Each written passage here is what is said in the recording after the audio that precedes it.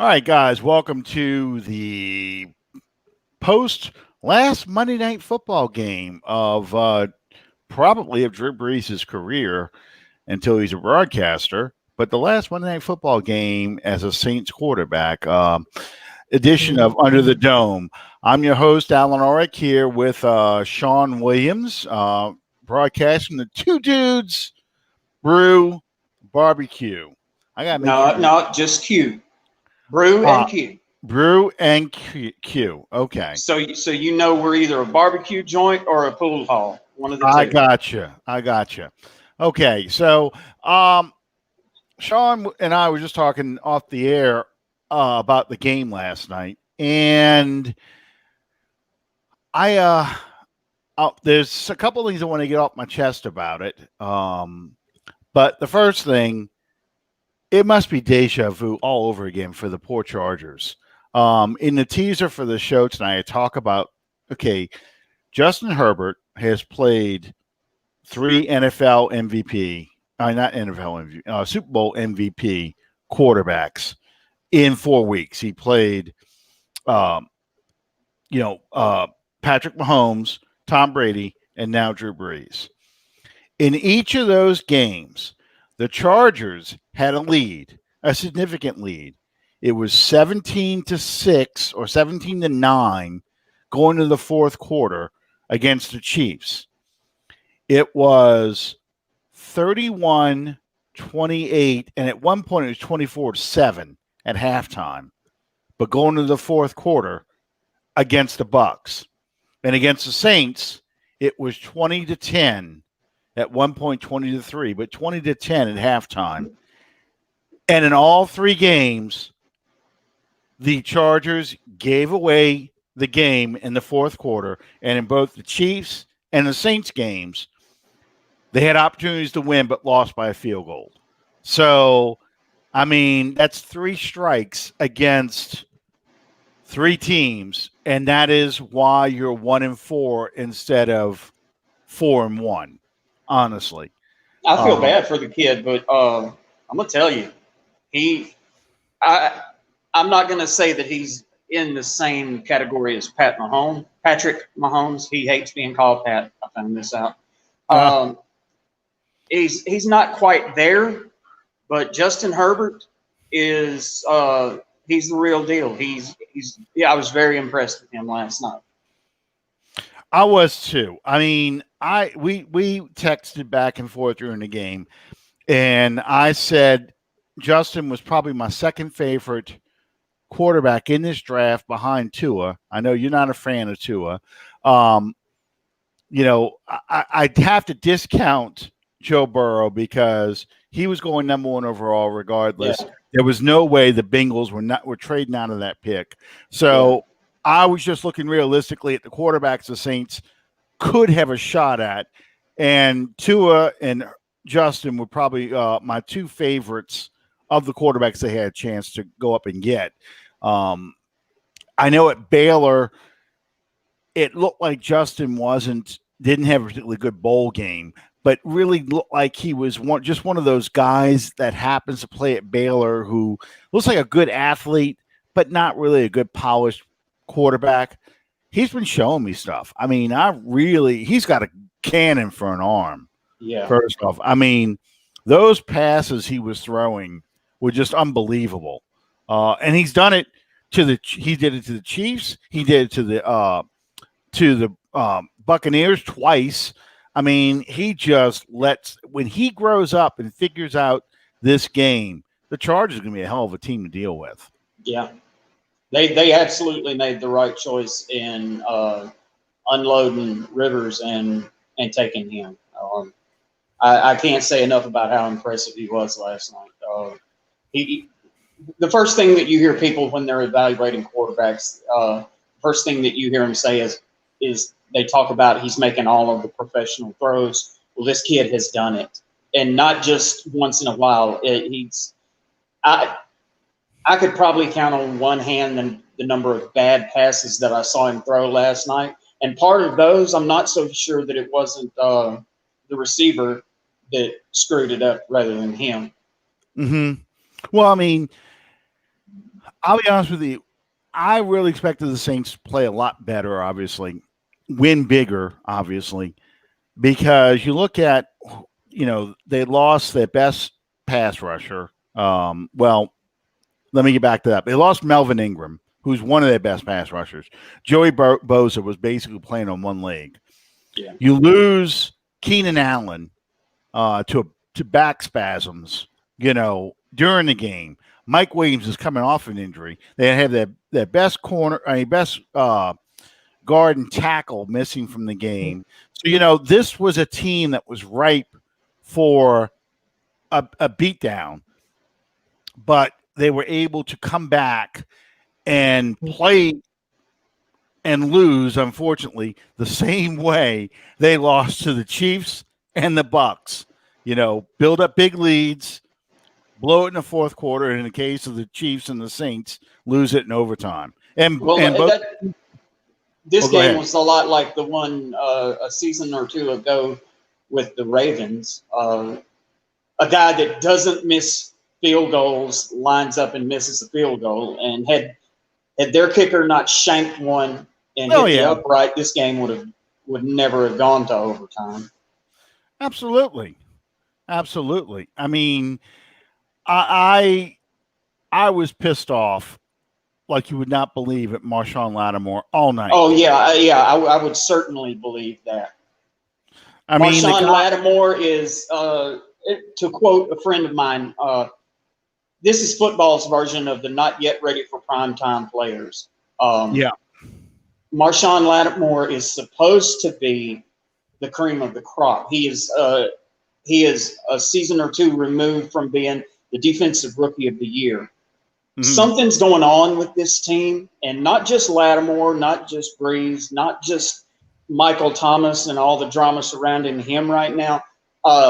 Something's going on with this team. This is eerily reminding me of a few seasons back, just before the purge, where we got rid of Gillette, we got rid of Stills, we got rid of all of that. That's exactly what this team is looking like to me from the outside looking in right now. Something's going on that is not conducive to the winning atmosphere that this team has had for the past 5 seasons. They're winning games. Yeah. Well, and that takes us to the Michael Thomas incident. Thomas, as we all know, was suspended for disciplinary reasons. Right on the Sunday before the game? Yeah, the day before the game. Sunday before the game, he was listed as being suspended for disciplinary reasons, not injury related, because he got into a fight with Chauncey Gardner-Johnson. But then they said he was disrespectful to a coach. Today, we're hearing via Jeff Duncan that he was disrespectful to Sean Payton,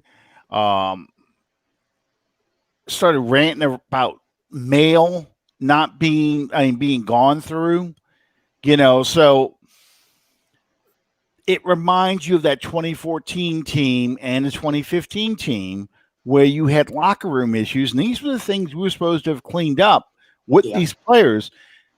But,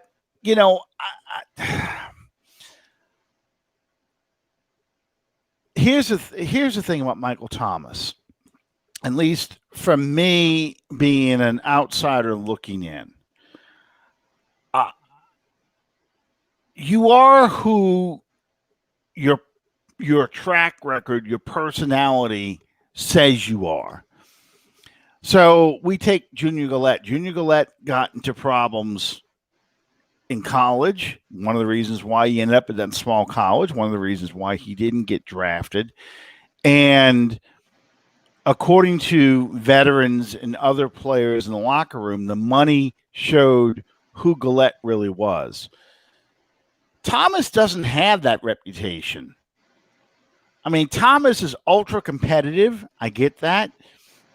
He has a bit of a diva personality in a Chad Ochocinco kind of diva personality versus, say, Des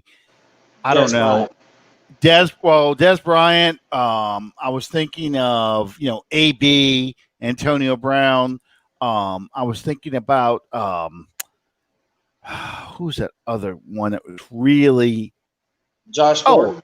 Terrell Owens. Terrell Owens. That's who I was thinking about. Yeah. You know, those kind of personalities. Terrell Owens, every team he left had locker room issues while he was there. You know, the Eagles reported it. The Cowboys talked about it. You know, the 49ers talked about it. And you saw those things manifest itself on the sideline.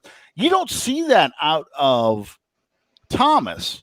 You know, you see him, you know, flexing like Jimmy Graham used to. You see him dancing. You see him, you know, doing things. But he also seems to be very well liked by his teammates. You know, the to same. Me, well, go I'm ahead. sorry, go ahead. No, to me, there again, like as you said, on the outside looking in, to me, it just seems. I'm hoping that this is something just as simple as the fact that a year ago, everybody in the press and all these players were talking about how Michael Thomas was the very best in the world at his position. And this year, he hasn't been able to get on the field. And that bothers him. As you said, he's ultra competitive. I'm hoping that it's just the fact that he's getting antsy, wanting to be on the field. Now, you get in a fight with a teammate, you disrespect the head coach. Those are inexcusable. That doesn't jive very well with the team mentality that this organization is trying to cultivate. I'm hoping that this all kind of quiets down and the team gets back to what they're supposed to be doing. Well, you know, here's the thing when it comes to Jeff Duncan and what he was reporting, and he is saying that other people have seen it or are talking about it. Duncan took the league's position on Bountygate, so I kind of hold that against him. Yes. I mean, I like Jeff. I respect him. He's got a new book coming out. I'm anxious to read about Breeze and Peyton and what they've done. But, you know, in 2014 and 2015, we didn't get the stories about the fist fights in the locker room. We didn't get a lot of the drama that was going on in that team. We were sitting there wondering the whole time, what the hell is going on? Yeah. You know, it was only after the fact that we would hear all these stories like, okay, once Jimmy Graham was traded, that's when the stories came out about, well, you know, he was acting like a diva in the locker room. He was still upset that he wasn't paid as much as he thought he should have been paid. He was telling players, don't touch him, you know, in practices and things like that. We found all that stuff out after the fact. Yeah. Now, Anna posted, you know, he does tweet a lot.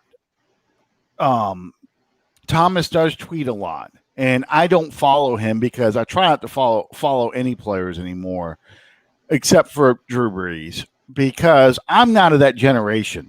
They tweet things where I'm like going, what?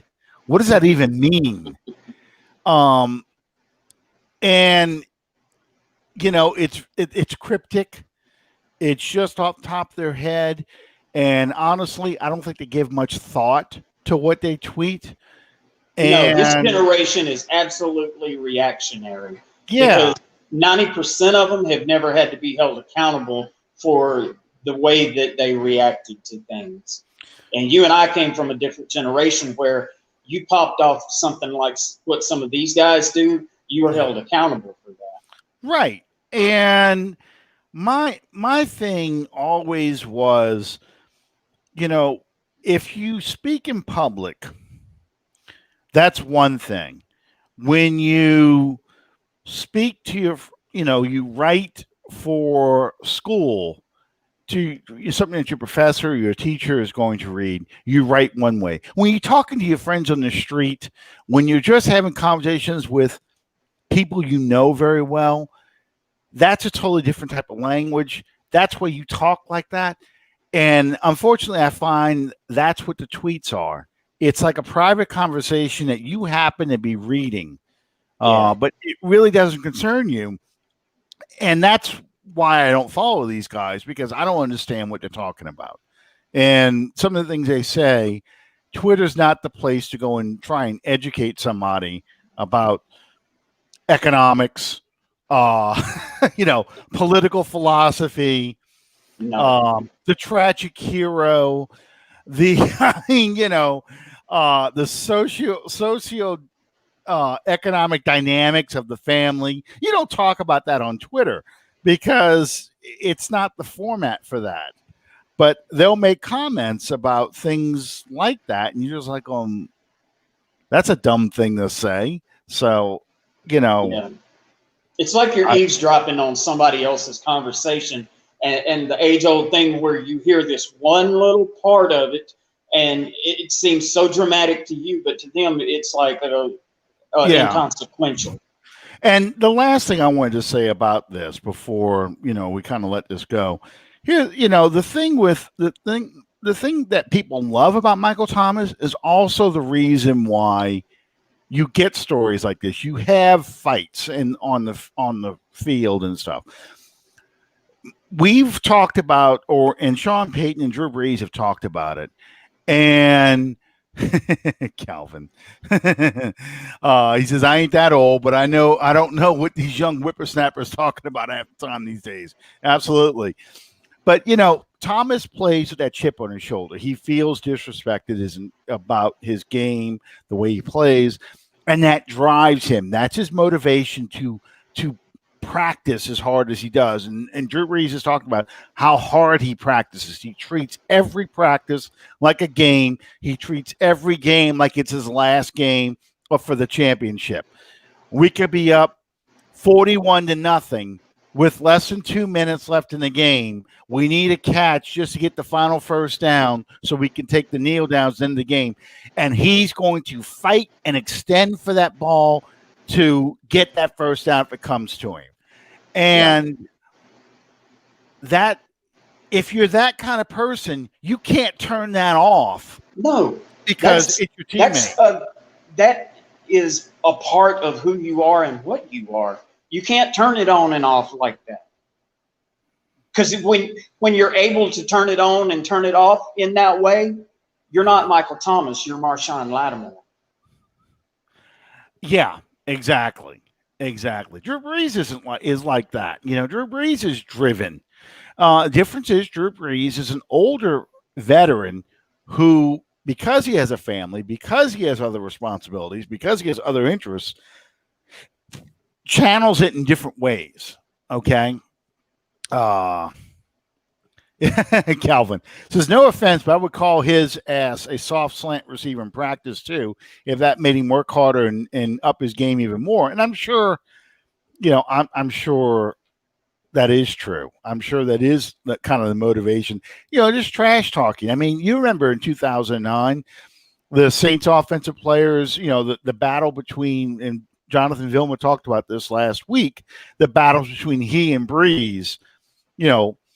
Vilma got there at 5:00 in the morning before Brees got to the facility one morning, and Brees caught him in the film room looking at film, and he's like, "Oh yeah, what's up?" And Drew's like, "Yeah, what's up?" And then the next day, Vilma gets to the facility at 5:00 in the morning. Guess who's there to open the door to let him in? Drew Brees. You're not going to beat him.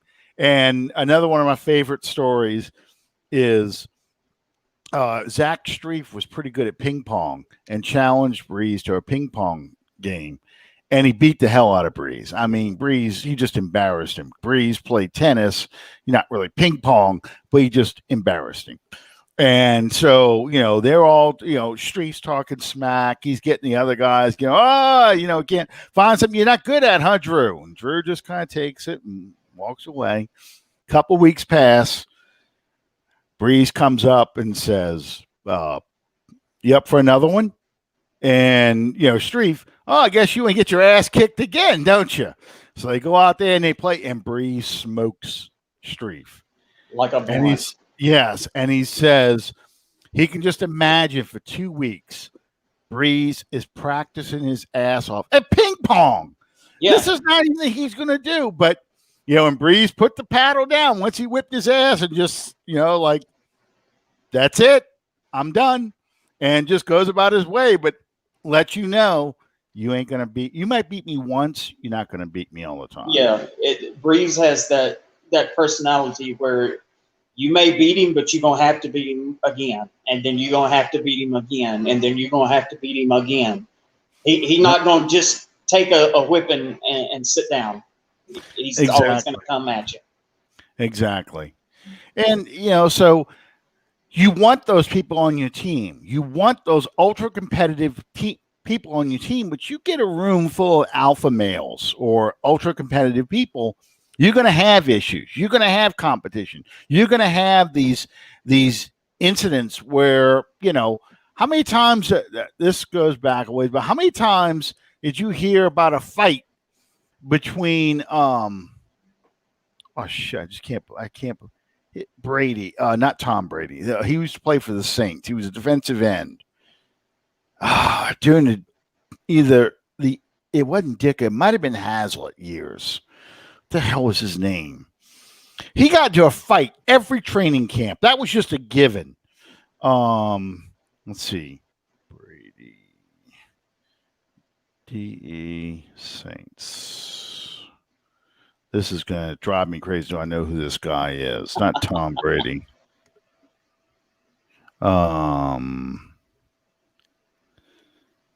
I can't believe nobody's jumped on me yet and told me. Defensive. It was during the Hazlitt years, I'm pretty sure. Brady. Golly. I can't remember. Brady Smith. That's who it was. Brady Smith. Brady Smith played for the Saints it was during the Ditka years. From 1996, end of the Moore years, to 1999. But, he got in a fight every training camp. No, I'm not Turley. No, somebody just texted me. It's not Turley. It was, no. It was Brady Smith. It was Brady Turley Smith. was an offensive tackle. Yeah, and yes, he was. And Turley got into fights too, but he got into fights with other teams, not us. Yeah, but, you didn't cheap shot his quarterback. That led to flying helmets. That's right. And when he did that, I was just half expecting to see a head still in it. I did too, man. I mean, the way he came out that WWE thing where he threw the helmet of the Jets player, I really did. I expected to see the head still attached to it. Man, some body running around. It was so fun getting to have Kyle on this show and and having him describe what it was like to experience that. Yeah. But anyway, yeah, so that's what happens with teams. And when my dad was running his company, he had a shop foreman who had his father worked for him, and his grandfather was in the business even before my dad and all were there. And they would scream at each other. I mean, my dad would walk in the door screaming at, his name was Glenn, screaming at Glenn, and Glenn is on the other side of the shop screaming right back at him. And they would be walking, screaming at each other, cursing each other out. And they get within 2 feet of each other, and everybody stops working. Look, watch this. And, they're pissed off at each other and everything else. And then it's over. Yeah. And that afternoon, they getting a beer together, and Glenn will do anything for my dad. My dad trusts Glenn. And, it was just, that was their relationship. But you had two people who wanted to do the right things and get the right things done. They had very loud, aggressive personalities, but they understood that both of them, each other, wanted to get it done and done right. So, it's like the mob now, but it's not personal, it's business, but that's how it is with football players. So until I see this spilling over onto the field, like we saw with the Saints, where you saw a complete discipline breakdown, And I'm talking about you, Brandon Browner. Until you see that, Doo-doo Browner. until you start seeing that showing up on the field, I'm not taking that seriously enough, I guess, with Michael Thomas. I'm just going to I want to see him back on the field doing what he's doing. And when we're successful and he's successful, then I think we can kind of get past all this stuff. Yeah, like I said, I want to believe that it's nothing more than a guy that's really frustrated with not being on the field. Mm-hmm. And he's letting that manifest itself in probably not the greatest of ways, but as Anna pointed out, if you believe the rumor mill, there's history there between Michael Thomas and Gardner Johnson. Yeah, and Michael Thomas tweeted that he wasn't really healthy. He was just trying to help his team get a win and heal up during the bye. Had a setback, was so close, and he takes his health seriously. Now I'm a bad guy. But my brother quoting movies. That's Thomas just needs to leave it alone and just say, I'm not a bad guy. It's just two competitive people, and let it go at that. Because everybody else is out there. Malcolm Jenkins said that it's over with. It's competitive people. We try and get them going. They try and get us going. It's just competitive people, and it's the business. And like we said in the beginning, right now with the Saints, it's not the optimal situation. A team that very easily right now could be 5-0 is 3-2. So every little chink in the armor is going to be magnified and played up even more so. People looking for a reason why this team isn't the team that we thought they were going into this. Well, we were promised, we were hyped up as a Super Bowl ready team. This was the team that was finally going to get over that Super Bowl hump and get back to the game. And it started off with Drew the defense giving too many penalties, and then Drew's got the noodle arm who can't throw a pass more than 5 yards. All these things, even though from 2017 to 2019, we basically have been running the same offense, the dink and dunk traditional West Coast offense. We've evolved past a vertical attack. And personally, I think I think some of this criticism really is coming from the standpoint of you've got a lot of young quarterbacks in the league. So there are people who want to see something new, something different, and believing the hype that that this was a Super Bowl team and wanting to get a more vertical passing attack. And they're not seeing it, if we would lose shootouts, for example, I think fans would start pointing more of the blame at the defense. But we're not engaging in shootouts, even though if you look at this entire season, and I'm talking about the entire NFL season, what is the average scores per game? All these games are in the 30s points-wise. There is no defense in the league right now. Yeah. I don't see it. Seattle is 5-0, but they're winning shootouts, and people don't pay attention to how bad that defense is. And that's supposed to be the class of the division. I didn't think the Packers defense was particularly good. No. Just Aaron Rodgers is playing like pissed off Aaron Rodgers because they drafted a quarterback and he's flinging the ball all the way down the field. The Chiefs defense doesn't look very good. Chiefs lost to the Raiders this past week. The Ravens don't look that great. I'm looking at this game right now between the Bills and the Titans. It's 28-16. The Bills are they undefeated? Yeah, they're still Yes, undefeated. both teams are undefeated. Okay, both teams undefeated. All right. But, it's not really that impressive of a game. It's just the nature of the games now, Yeah. And no college, no defense in college. That's for sure. All the LSU fans will say that. And I tried watching the Alabama. I watched the LSU game because I couldn't believe what I was looking at. But I tried watching the Alabama Ole Miss game, and I was just like, "This is ridiculous." I mean, yeah, I think they are too. Schedule change affecting the Bills. Did you watch any of the Alabama Ole Miss game? No. All right.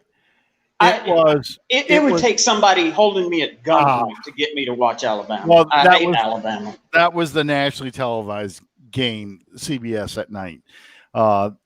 And it ended up being 63 to 50. I saw the final score. Yeah, 48 or 50 or something like that. Some ridiculous basketball score. I watched some of the shootout, the Red River shootout, the Texas-Oklahoma game. And once again, no defense. In Oklahoma. Well, that's a Big 12, but they're not supposed to play defense. Right. Right. So, I mean, it was just unbelievable. I mean, it's just so, there was 5 overtimes involved in that as well. Right. Right. So it's just, you watch these games, you realize that defenses are not very good. The rules are written this way. And then I saw this other thing that Mike Pereira did on Sunday before the NFL games. He posted the list of penalties being called this year versus last year. Holding calls are down. Offensive pass interference went from like 56 at this point last year to 19. But the penalties that are up, defensive pass interference penalties are up, which, of course, you get a big defensive pass interference, you end up going from, say, you're 35 or 40, now you're in the red zone. You get a good deep pass interference call. So, I mean, that's all things that are helping teams score more, and that's what how the rules are written now, that you want to have guys, high-scoring games. It helps fantasy football players because now your fantasy guys are scoring a ton of points unless you're the Steelers, and I doubt anybody had that receiver who scored 4 touchdowns for the Steelers. It's just, like I said, I didn't watch the game because it wasn't very enjoyable to me, the Ole Miss Alabama game.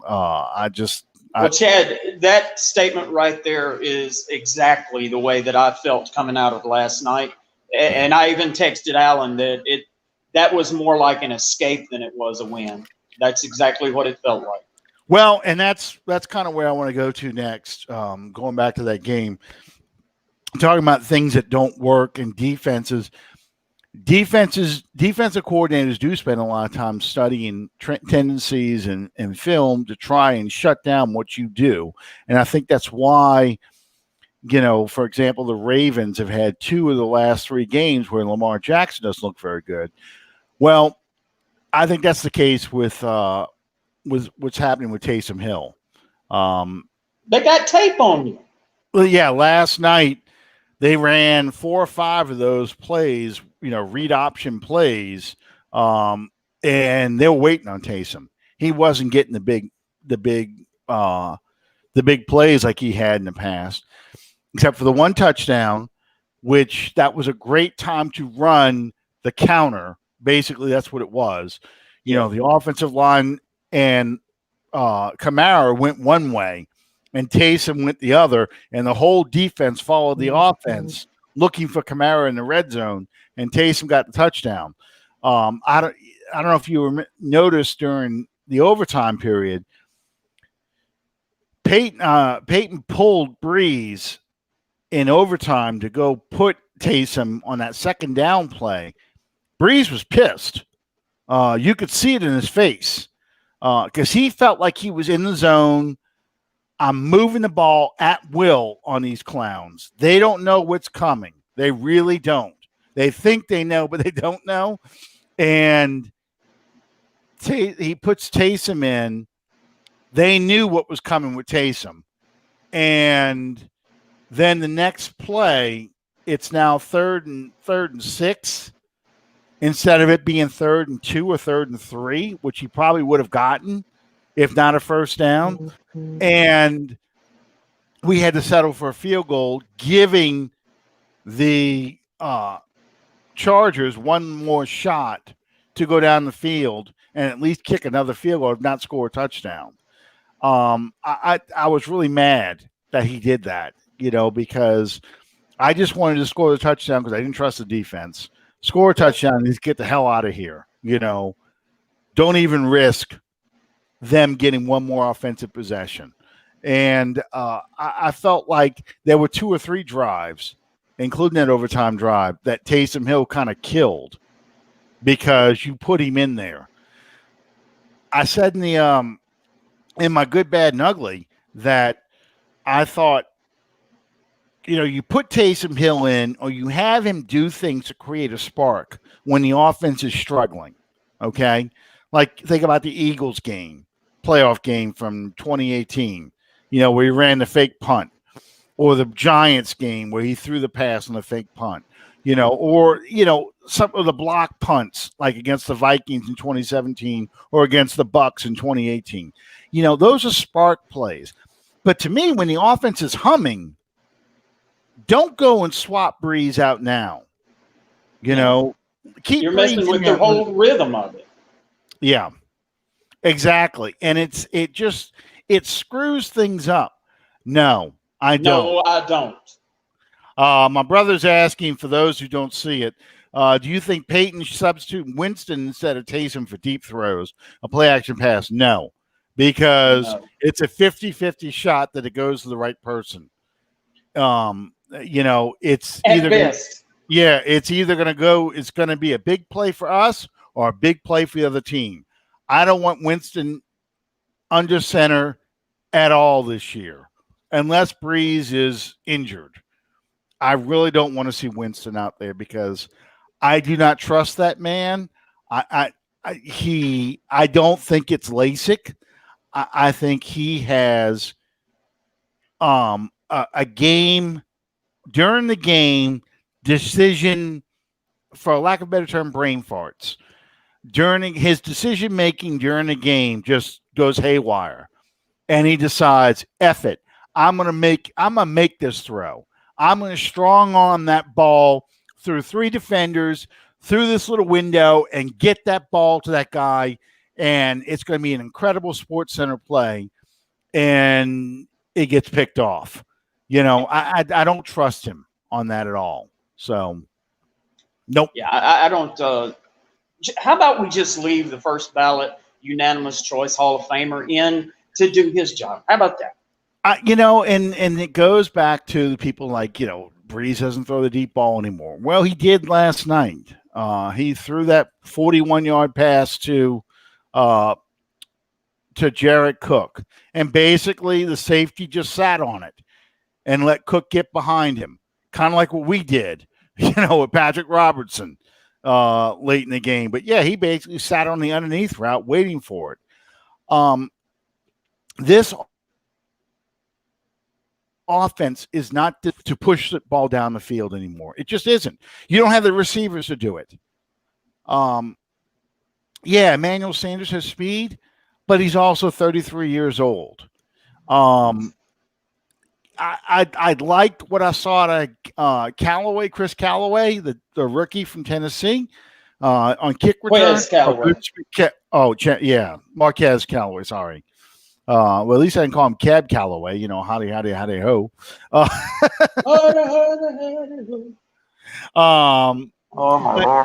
I like what I saw out of him, as a kick returner. I saw speed, but he's got to develop trust with this kid. Now, he did make 4 catches, and they were good catches. He did stuff after the ball, and every time he got tackled in a big gang, I'm like, don't fumble it. Hold on to that ball. Get down, don't fumble.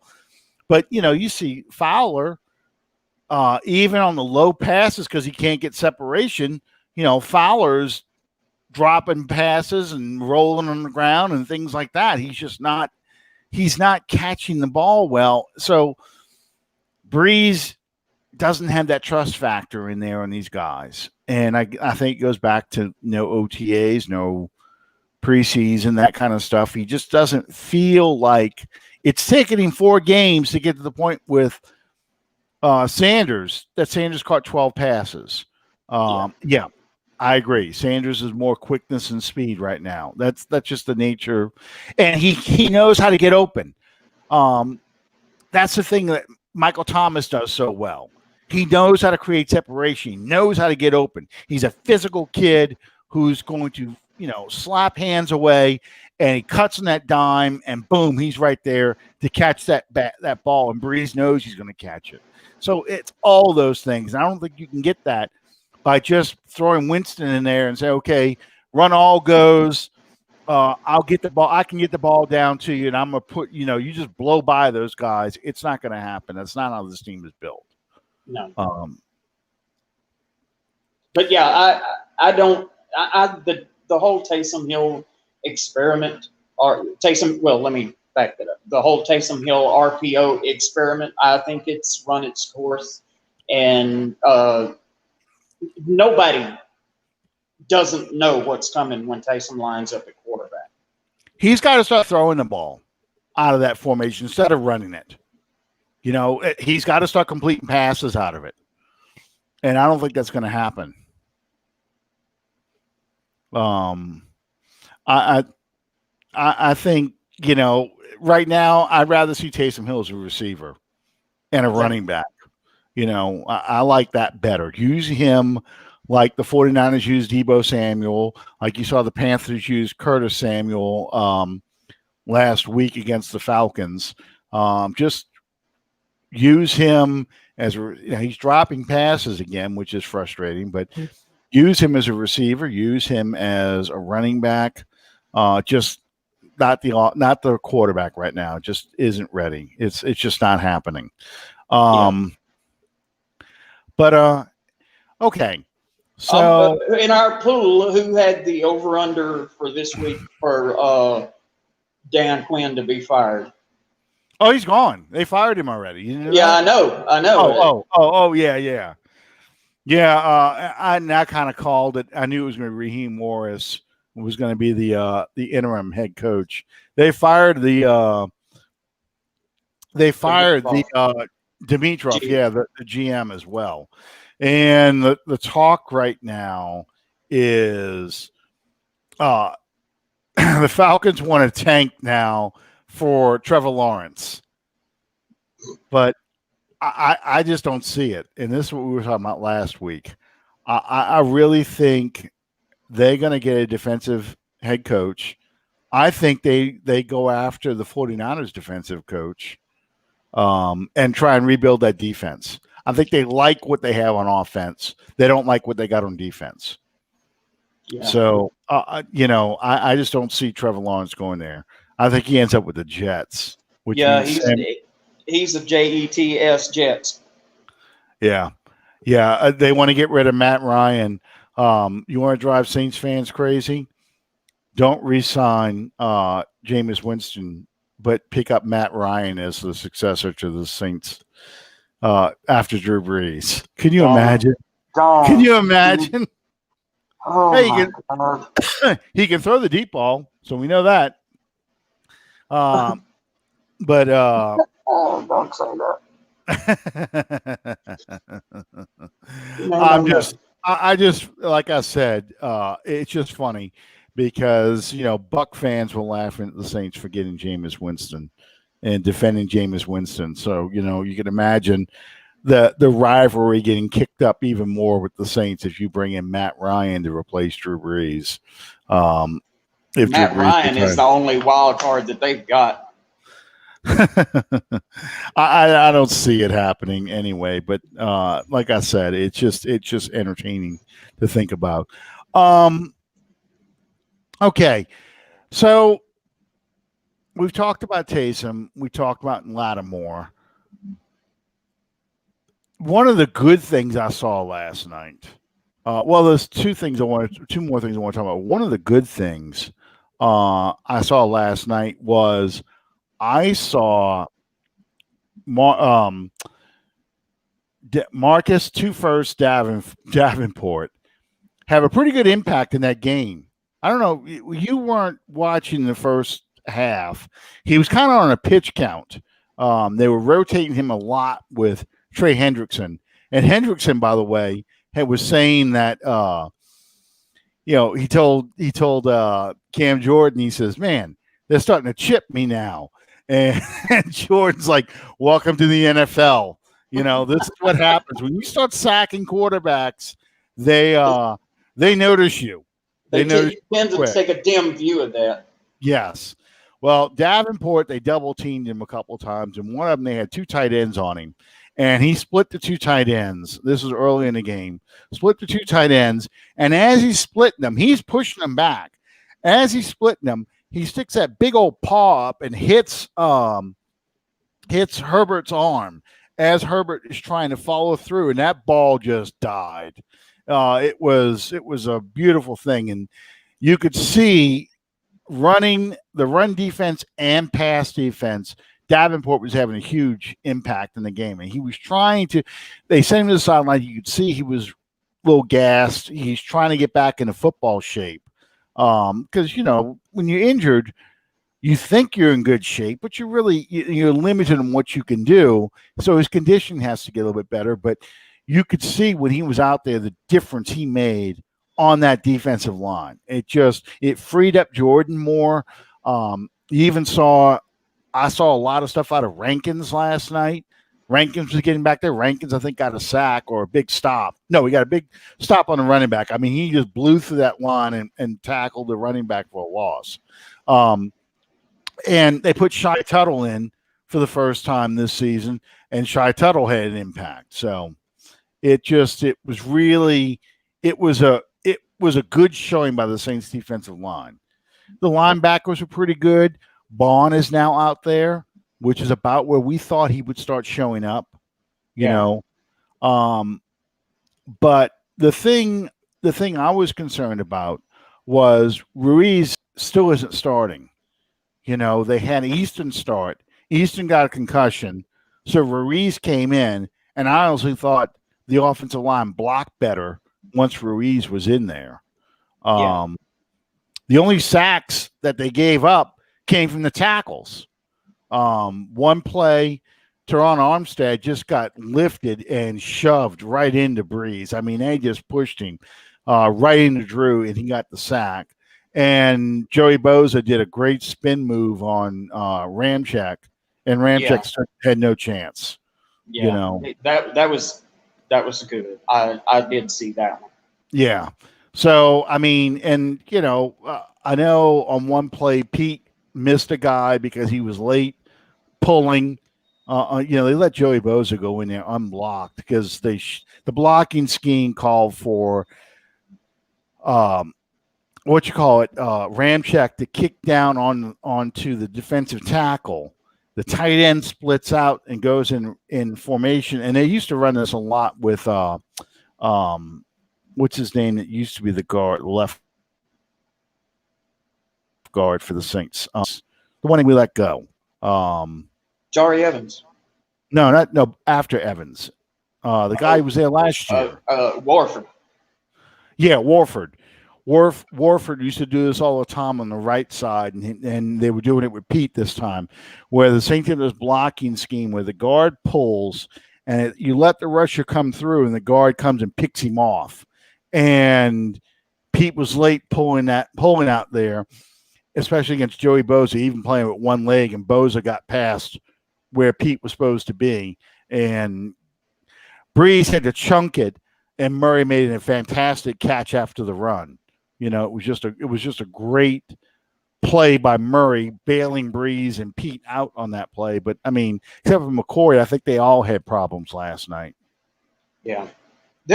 Like I said earlier, there's just something going on with this team. They don't look crisp. They don't look ready to play for some reason. No.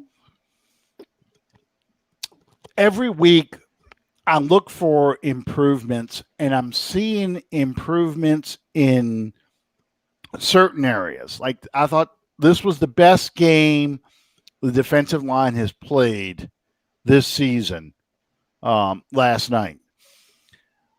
And I thought this was the best game Emmanuel Sanders played this season. Agreed. But you're not seeing, like last week, I thought that was the best Traquan Smith played. And, of course, Alvin Kamara's been playing well the whole season. But the secondary is not stepping up. The linebackers appear to be getting better. But, it's not a whole team unit yet. It's not like you can sit there and say the offense played well. You end up saying, okay, the offensive line still is not there.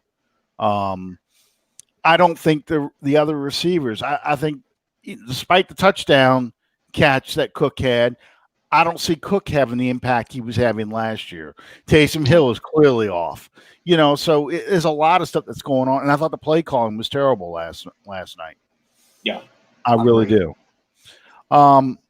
Any thoughts that you have? I've been talking this whole time. I mean, any thoughts you have? No, I just I would like to see them get back to business during this bye week. Address whatever they need to address, but this team needs to be the team that people thought they were going to be. Everybody is fairly well convinced that this is going to be Breeze's last run. And so far this season, this is not how you want to send Drew out the door with it just barely scraping by kind of season. That's not the way you want him to finish his career here. Right. I mean, this was the point I was going to make earlier, and I just really didn't know how to say it till now. But, when we had those 5 games that Drew Brees was out and you had Teddy Bridgewater come in, and we're going to be facing Bridgewater in 2 weeks,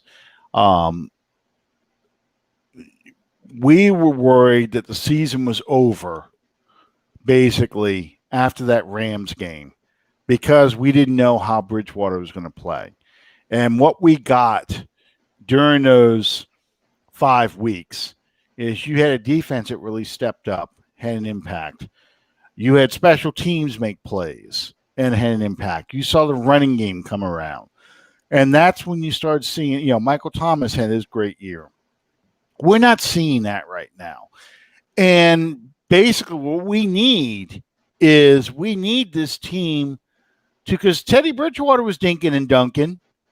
And I think part of this attack on Drew for having a weak arm and all these other things is the fact that was the knock on Teddy Bridgewater, that he was a dink and a dink and dunk quarterback. And he wasn't going to be the guy to push the ball down the field. Yet the team was extremely successful with that. So this team can be very, very successful with dinking and dunking. And they will score more points because Breeze can do more than just dink and dunk. But you're not seeing the defense playing and getting the turnovers and playing with that reckless abandon that you saw during those 5 weeks with Bridgewater. And I think that's really what needs to be addressed. You almost need to show the team this film and go, look, you fat bastards, look what you did last year. It's the same people. We're doing. The only difference is we got Jack Rabbit out here instead of Eli Apple. It's all the same. And we have Malcolm Jenkins, who was supposed to be a much better safety than shoot, I can't believe I forgot his name already. The safety who used to be with Marcus Williams, the Ohio State kid.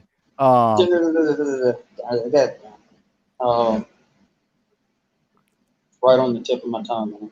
Yeah. I mean, you're not. Lost him to Carolina, I think. Yeah, no, he's in Cincinnati now. Oh, yeah.